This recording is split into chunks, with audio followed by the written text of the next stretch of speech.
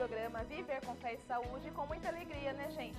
Mês de março, olha só, embora na verdade todos os meses são das mulheres, mas em março é mais que especial, não é, gente? E, claro, vamos iniciar o nosso programa colocando nas mãos da Mãe Maria esse nosso programa, a nossa convidada. Vamos colocar você, Merit, que nos acompanha também. Quero colocar também nas mãos da Mãe Maria, como é março, mês das mulheres, né? Então vamos rezar por todas as mulheres, por todas nós mulheres, por nossas conquistas, nossas lutas diárias e por todas as mulheres Milites, né, que nos acompanham aqui. Vamos colocar nas mãos da nossa Mãe Maria? Ave Maria, cheia de graça, o Senhor é convosco. Bendita sois vós entre as mulheres, e bendito é o fruto do vosso ventre, Jesus. Santa Maria, Mãe de Deus, rogai por nós, pecadores, agora e na hora de nossa morte. Amém. E março, né, meu irmão e minha irmã? Março, mês das mulheres, embora, na verdade, todos os dias, né, é o dia da mulher, todos os meses é o mês da mulher, o mês do homem, o mês da família, vamos dizer assim. Nossa convidada hoje, ela já esteve assim em outros momentos, em outro momento aqui no Viver com Fé e Saúde, ela que é a doutora Josiane Canali, ginecologista e obstetra. Seja muito bem-vinda aqui ao nosso programa, querida. Obrigada, eu que agradeço.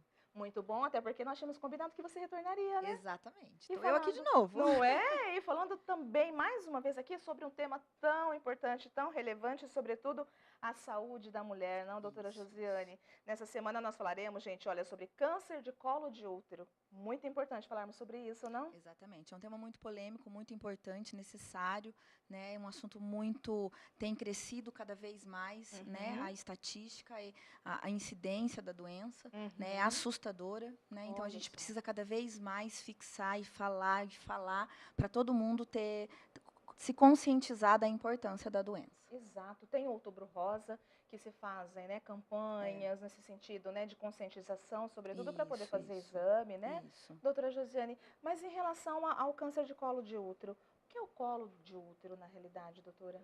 O colo do útero é uma parte do trato genital feminino. Ele fica no final da vagina, então tá lá dentro da vagina, tá? E ele é o início do útero, tá? É uma parte onde eu tenho contato com a parte de fora, com os bichinhos da vagina, né? Então é onde eu consigo investigar ali as doenças do trato genital. É onde se desenvolve as doenças da mulher. Famoso doença da mulher, né? Exato. Então, é onde começa a se desenvolver o câncer de colo de útero. Entendi. E tem a questão também das meninas, né? Das adolescentes, na realidade. Qual que é a melhor idade, a idade ideal para que as meninas possam iniciar uma visita ao ginecologista, doutora? Olha, não existe uma idade fixa, né? A gente não consegue, não tem na literatura uma idade X para ir ao ginecologista. O que a gente preconiza é, pelo menos, né, na primeira menstruação, você tem que levar sua filha ao ginecologista. Não, a gente não pode deixar isso passar. Ah, já menstruei há 5 anos e nunca fui no ginecologista. Não, isso está errado. Agora, o que a gente tem hoje? Os pediatras, os homens, né, às vezes os pais se sentem mal do pediatra estar examinando a menina.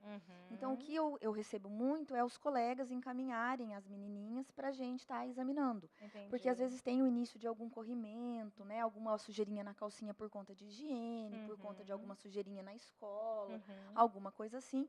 Então, o pediatra pede para a gente estar examinando. Então, eu tenho pacientes pequenininhas de 6 aninhos de idade, que já vão ao ginecologista, já vão no meu consultório com as mães, com os pais, né? Para a gente estar examinando rotineiramente já, mas continua com o seu pediatra. Exato. Só para a gente dar conta do exame genital, entendeu? Para a gente estar acompanhando isso. Então, essa idade, ela não é fixada na literatura. Entendi. Então, é mais quando os pais se sentem à vontade para estar levando. Então, se eu não sinto a vontade para o pediatra, né? Isso vai muito para uma questão religiosa, social, né? A gente sabe que hoje, culturalmente, existem algumas religiões que não pode, enfim, a gente respeita isso. Então, isso não tem fixado na literatura. Mas, de uma forma ou de outra, se a gente para pensar, na realidade, quando a criança já vai, claro, ela vai ser encaminhada, né, pelo pediatra dela, mas quando ela já vai, acaba meio que fortalecendo ela, amadurecendo, cai por terra a questão de alguns mitos que existem, alguns medos, A gente não? consegue formar um vínculo com aquela Olha. paciente, é muito mais fácil. Ela consegue já fica um vínculo mais desinibido. Ela não tem Uhum. aquele tabu de, É. eu não quero tirar minha roupa, eu não quero que você me examine, porque o que a gente pega muito no consultório é aquela adolescente de 13, 14, 15 anos que vem para a primeira consulta, ela não quer que eu examine ela. Né? Então, eu Olha. costumo brincar que a primeira consulta comigo não é uma consulta muito traumática. Então, você vem aqui, a gente vai bater um papo, eu vou te conhecer, você vai me conhecer, e se você permitir, eu vou te examinar. Se você não me permitir, eu não vou te examinar. Porque eu não vou invadir ela no espaço dela. Porque às vezes ela não tira a roupa nem pro pai dela, nem pra mãe dela. Eu vou, uma estranha, se ela vai tirar a roupa pra mim, que sou uma estranha, vez, né? que tá vendo pela primeira vez, peraí também, né? Não é assim. Então, eu costumo brincar com a adolescente nessa primeira consulta. E quando ela vem já de novinha, ela perde esse tabu, ela perde essa vergonha. Já não tem mais essa inibição. Então, a gente se torna amiga, entendeu? Então, assim, ela vem, ela já chega, ela vem, me abraça, me beija, me traz uma bala. Eu acho isso super bonitinho. Há 2 semanas já. Chegou uma que a mãe estava toda, né, preocupada, porque com a outra médica tinha sido um desastre. No final da consulta, eu ganhei um abraço, ela sentou no meu colo. A mãe dela ficou vermelha e falou, doutora, nossa, me desculpa. Eu falei, imagina, não tem nem que pedir desculpas. Para mim, isso é, né, uma dádiva, um presente. Sim. Tamanho vínculo que ela fez comigo. Que bonitinho. E é uma criança de 12 anos de idade. Super infantil, super menininha. Sabe, você via assim, né? Ela estava toda cheia de dedos. E chegou e foi embora, mas minha melhor amiga. Que bacana. Então, se vê que realmente esse vínculo é muito importante. E, ao mesmo tempo, a gente vê também que o tabu está na cabeça bem dos adultos, né? Tanta coisa que a gente vê acontecendo, preconceito né? Mesmo. O preconceito mesmo que existe, isso né? Mesmo. Mas a gente tem que tomar muito cuidado. Sim. Eu costumo dizer isso. E eu que tenho filha pequena, a gente tem realmente esse medo. Se a gente não coloca isso, esse preconceito em casa, a gente não sabe o que vai ter na escola, a gente não sabe o que vai ter no parquinho, a gente não sabe o que vai ter fora de casa. Isso é muito complicado hoje. Então, a gente se pega muito nisso. Né? Então, eu não culpo, não. Porque a gente não sabe o que passa na cabeça do ser humano que está do nosso lado. Exatamente. Então, o mundo hoje está muito torto. É verdade. Então, eu não culpo essas crianças, essas mães que... Principalmente as mães, né? Que pensam, porque às vezes muitas delas passaram por aquilo em casa. E a gente eu costumo dizer que o meu consultório é como se fosse um confessionário de padre, muitas delas foram violentadas, muitas delas tiveram a sua privacidade ali invadida, então elas têm medo das filhas também serem invadidas. Olha, então é um cuidado, na realidade, que acontece, né, doutora? Exatamente, e esse vínculo logo cedo faz muito bem, porque daí a gente se torna muito amigas. É tão importante, até porque gostoso. Forma esse vínculo, né, que acaba acontecendo, né? Doutora, e qual é, assim, a média importante para que a gente possa retornar sempre às consultas? Depende. Se for uma consulta ginecológica, não tem nada de errado, está tudo muito bem, sua saúde está legal, a gente não está fazendo nenhum acompanhamento de nenhuma doença, uma vez ao ano. Agora, se tem algum acompanhamento de alguma alteração, um colesterol, um triglicerídeos, uma diabetes, alguma lesão de colo, alguma coisa, uma lesão na mama, alguma coisa que justifique a gente fazer essa consulta antes do tempo, aí a gente tem que, dependendo da lesão, de 3 em 3 meses, de 6 em 6 meses. Entendi. Mas, se não tiver nada, anualmente, pelo menos. Entendi. E quando as mulheres vão fazer essa consulta, geralmente é pedido, né, o exame do Papa Nicolau. Isso. Para que serve esse exame, doutora? O Papa Nicolau é o famoso preventivo, né? Então, o preventivo ele é aquele exame que a gente vai lá no colo do útero, raspa lá com uma espátulazinha, pega uma escovinha, como se fosse uma escovinha de dentes, vai lá, passa também no buraquinho do colo e coleta células, põe numa laminazinha e manda para o laboratório. Eu vou analisar com esse material se eu tenho ou não a presença de células alteradas lá no meu colo. O meu colo ele tem que estar normal, células normais. Se lá no meu laboratório vier, lá no meu laudo, células anormais, o laboratório vai me falar que tipo de células são. E daí eu vou ter que, eu já sei, bom, essas células, elas já são células muito ruins ou são células caminhando para já, né, para câncer, para, né, então, para umas não tão boas assim. A gente chama de lesão pré-maligna ou já é maligna, né? Entendi. Então, para isso que ele serve, tá? Entendi. Então, via de regra, o Papa Nicolau ele tem que ser coletado uma vez ao ano, via de regra. Deu alterado, dependendo da alteração, de 3 em 3, de 6 em 6, tá? Mas a gente tem que desmistificar uma coisa, isso é muito, assim, é de suma importância. Preventivo é para verificar a presença ou ausência de célula alterada no colo. O que é isso? Ou seja, vamos traduzir, câncer ou não, certo? Não é para verificar a presença de corrimento. Isso é muito importante. O paciente chega no consultório e fala assim, ai, doutor, eu vim aqui coletar um preventivo porque eu estou com corrimento. Não é para isso que preventivo serve, gente. Preventivo ele serve para detectar a presença ou ausência de câncer. Ponto. Ele é feito uma vez ao ano. Ponto. É para isso que ele serve. Eu estou com corrimento, o médico ele tem que te examinar. Você tem que ir lá no médico, ele tem que ir lá, colocar você na mesa ginecológica, olhar a cor do corrimento, o cheiro do corrimento, textura do corrimento, quantidade, cor, tudo isso. É o jeitão do corrimento. A gente sabe, de acordo com o jeitão, que bicho que tem lá. Não preciso do preventivo. O preventivo ele não vai me dar o bicho que tem lá. O preventivo vai me dar se tem ou não presença de câncer de colo de útero. Por isso que ele é tão importante, tá? O que acontece na maioria das vezes? Por que o médico se vê nessa situação e já coleta o preventivo? Porque é uma oportunidade dele diagnosticar. Olha. Entendeu? Por isso. Porque a paciente ela aparece no consultório quando ela tem o corrimento. Ela não vai para exame de rotina. Exato. Entendeu? Aí eu apareço quando eu tenho corrimento, quando eu tô com desconforto. Aí o médico fala, vamos coletar um preventivo. Aí ela associa o corrimento com o preventivo. Mas verdade. não é para isso que ele serve. Entendi. Entendeu? É, na verdade, de uma forma preventiva. Exato. Porque O médico ele é oportunista. O médico ele é oportunista. Vou aproveitar a oportunidade. Exato, entendeu? Exatamente. Porque se eu trato o preventivo e mando essa paciente, se eu trato o corrimento e mando essa paciente embora, ela não volta para coletar preventivo. Não volta. Não volta. E daí eu perco a oportunidade de detectar um câncer de colo de útero nessa paciente. E na realidade a gente sabe, né, a questão do diagnóstico precoce, a importância que é, não, doutora? Exatamente. A sobrevida é praticamente 100%. Né? A efetividade do exame do Papa Nicolau é de 90%. 90% de diagnóstico de doença. Eficácia. Então, uma vez que eu coleto preventivo, eu tenho 90% de chance de detectar uma doença. Então, ele é muito eficaz, ele é muito sensível para a doença, entendeu? Então, ele é um exame muito bom. E ele é um exame muito barato. Coberto pelo plano. Então, ele é barato. Quem não tem plano de saúde, o posto de saúde faz. Também possibilita. Não vou, porque lá tem a enfermeira, é muita fila, né? Bom, laboratório. Procura um laboratório. Então, é um exame barato, não é um exame caro. Sim, entendeu? O Hospital de Câncer de Barretos também, que a gente pode até, ao final, disponibilizar para vocês o contato de lá. Faz o agendamento, a equipe toda de lá tem o maior cuidado, né? A maior delicadeza, sobretudo, para poder fazer esse atendimento às mulheres, né? Então, dessa forma preventiva, realmente, independente se tem corrimento, se não tem corrimento, né? Ah, eu tô com meu preventivo atrasado, faz 3 anos que eu não coleto meu preventivo. Tá muito atrasado. Ele é anual. É muito perigoso. É muito perigoso, entendeu? Tem sintomas, doutor, o câncer de colo de útero? Então, infelizmente, nenhum câncer tem sintomas.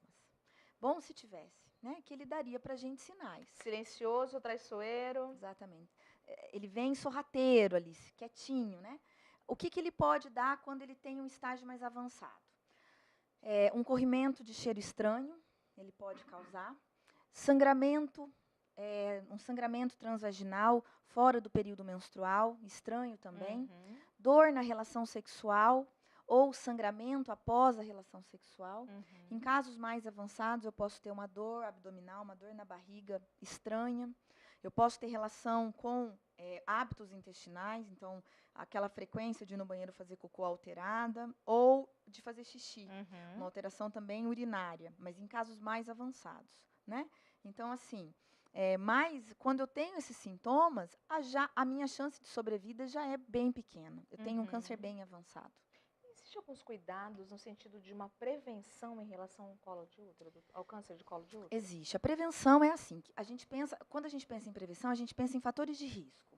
O que eu faço que facilita eu ter a doença? Fumar, ter muitos filhos, ter muitos parceiros sexuais e não usar camisinha. Usar anticoncepcional indiscriminadamente, sem saber se aquilo é bom ou não para mim. Não praticar atividade física. Obesidade. Sedentarismo, né? Sedentarismo. E o que está no topo da lista, HPV, que é o vírus famoso, que está aí, todo mundo, a gente está fazendo campanhas, né, de prevenção. Tem relação, doutora? Íntima. Olha só. Íntima. HPV, a presença do vírus HPV, que é o papiloma vírus humano, ele tem que estar lá para se desenvolver. Entendi.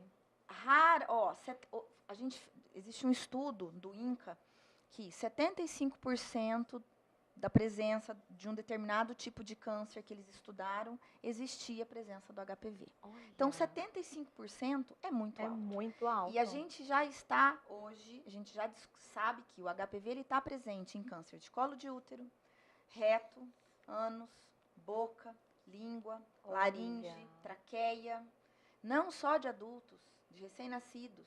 Todo o trato gastrointestinal também, doutora. Olha. Na hora do parto. Então, gestantes precisam fazer preventivo? Precisam, pelo amor de Deus. Olha. Tô gestante, estou com meu exame atrasado, eu preciso saber se eu tenho ou não lesão ativa na vagina, no meu colo, entendeu? Porque se eu tiver lesão no meu canal de parto, eu tenho que repensar a minha via de parto. Olha só. Né? Então, a gente fica pensando e estimulando vias de parto indiscriminadamente, sem pensar se eu tenho aí hoje um vírus, tem um vírus muito, né? Que é o HPV, tá muito comum, tudo isso. Muito sério. É muito sério tudo e a gente isso. tem muito RN e muito bebezinho contaminado. Olha só. E às vezes a mãe também nem se dá conta em relação a isso. As pacientes, elas não têm ideia que são contaminadas, que têm o HPV, não sabem o que é o HPV. Elas se assustam com o diagnóstico, porque às vezes ela foi... eu já fez cauterização? Já fiz a cauterização há 10 anos. O médico te explicou o que era? Não me explicou o que era, falou que era uma feridinha no meu colo. Aí você fica com aquela cara, né? Tipo, aí agora eu vou falar, vou explicar, não vou explicar, o que eu faço com essa criatura? Porque daí você se vê em maus lençóis. Né? Exatamente. Então é muito complicado isso. São verruguinhas. É um dos sintomas de um dos tipos do HPV, porque o HPV a gente tem que lembrar que é uma família muito grande de vírus. É como se a gente pensasse numa árvore. Então aqui em cima tem o HPV. Então aqui desse HPV sai um monte de tentáculos, que são os tipos, mais de 200. Desse mais de 200, eu tenho os tipos que causam o câncer, que são os oncogênicos, e os não oncogênicos. É isso que eu ia te perguntar, se é uma mulher que teve HPV, a possibilidade aumenta realmente de que ela tenha câncer de colo de útero ou então algum outro tipo de câncer, como você colocou, porque eu posso ter eu posso ser contaminada por vários tipos de HPV. Eu posso ser contaminada porque a nomenclatura deles é por número. Então, eu posso ter o tipo 6, o tipo 4, o tipo 16, o tipo 40, o tipo 22. Vários, doutora, ao mesmo tempo? Depende. Se eu tive múltiplos parceiros sexuais e se eu não me cuidei, não utilizei preservativo, eu não tomei os devidos cuidados que nós vamos estar falando aí, como que eu me previno. E aí? Eu tenho vários. Eu posso ter me contaminado com vários tipos de vírus. Olha isso. Entendeu? E daí? Isso propicia o desenvolvimento de várias doenças, né? Então, a gente tem que lembrar que o HPV é um dos causadores, é um dos fatores de risco para o desenvolvimento do câncer de colo de útero e de outros tipos de câncer. No homem, câncer de pênis, câncer de ânus. A gente tem que lembrar que a gente está no mês da mulher, mas a gente não pode esquecer que a mulher tem um marido, vai ter um filho, certo? Então, os homens também têm que se cuidar, porque o HPV também causa o câncer no homem. Tem alguma relação com câncer de próstata também, doutora? Não, né? Não. Então tá, é uma outra história, câncer de próstata outro contexto nesse sentido, né? Você falou pra gente aqui em relação à questão da prevenção, da forma preventiva, em relação ao câncer de colo de útero, sobretudo da importância realmente de realizar, né, o preventivo junto ao seu médico. E do HPV? Na verdade, os mesmos cuidados, doutor, além da questão dos parceiros, né? É assim, se a gente for pensar que o HPV é um vírus, como que eu vou me prevenir? HPV é uma doença sexualmente transmissível. Então, entra naquele grupo de AIDS, de hepatite, de sífilis. Como que eu me previno? Camisinha. Né? Então, primeiro, relação sexual só com preservativo. Não ter múltiplos parceiros. Né? Então, a gente parte do princípio que a gente não tenha múltiplos parceiros. Os parceiros também não ter múltiplas parceiras. Então, a gente vai partir do princípio da fidelidade. Não é verdade? Bom, então a gente parte desse princípio. Então, a gente parte da proteção, não ter muitos parceiros. Aí, existe um remédio? Não. Existe uma vacina, né? Que a gente tem a vacina do HPV. Tá. Hoje é o que a gente tem. Não se tem mais coisas a se fazer. Entendi. Não se tem um comprimidinho que eu tomo. Entendi. Não se tem uma forma... Não. Aí, se eu já tenho a doença e ela se manifestou, bom, fiz o meu preventivo, detectei uma lesão no meu colo. que é que foi causada pelo HPV. Que daí existem os graus lá de gravidade. Se eu detecto no início, eu tenho um tratamento. Se eu detecto no meio é outro, no final é outro. Entendeu? Então, daí, para cada tipo de lesão, para cada tipo de sintoma que esse HPV me causou, aí eu vou ter um tipo de tratamento. Entendeu? Mas a prevenção é preservativo e vacina. Olha só. Ponto. Não tem outro tipo. A vacina, a gente sabe que a gente tem 2 tipos no mercado. Ela é indicada para meninos e meninas, tá? A gente tem na rede pública e na rede privada. A gente sabe que na rede pública ainda tem aquele limite de idade que a gente tem que respeitar. Na rede privada, não. Na rede privada não tem limite de idade, tá? Então, aí, a gente só precisa da prescrição médica. Então, eu quero me vacinar. Vai no médico, pede para o médico faz a prescrição, você se dirige a uma clínica de vacina. É bem simples, tá? Via de regra é assim. Agora, quando a gente fala da doença manifestada, então eu fiz lá o meu preventivo, que é o exame que vai detectar as alterações do colo, né? Nem sempre vai ser o câncer, graças a Deus. Sim. Né? Pode ser as alterações prévias, anteriores do câncer, né? E daí, para cada alteração, eu tenho um determinado acompanhamento e um determinado tratamento. Entendi. Olha, gente, a importância do Viver com Fé e Saúde estar aqui falando sobre um tema tão relevante que é sobre o câncer de colo de útero, mas não só para as mulheres assistirem, não. Para que toda a família possa assistir em conjunto. Né, para que todos vocês possam estar atentos exatamente ao que nós estamos trazendo aqui, porque nós estamos falando de qualidade de vida, pessoal. Mas agora nós precisamos ir para um breve intervalo e voltamos já já com o programa Viver com Fé e Saúde.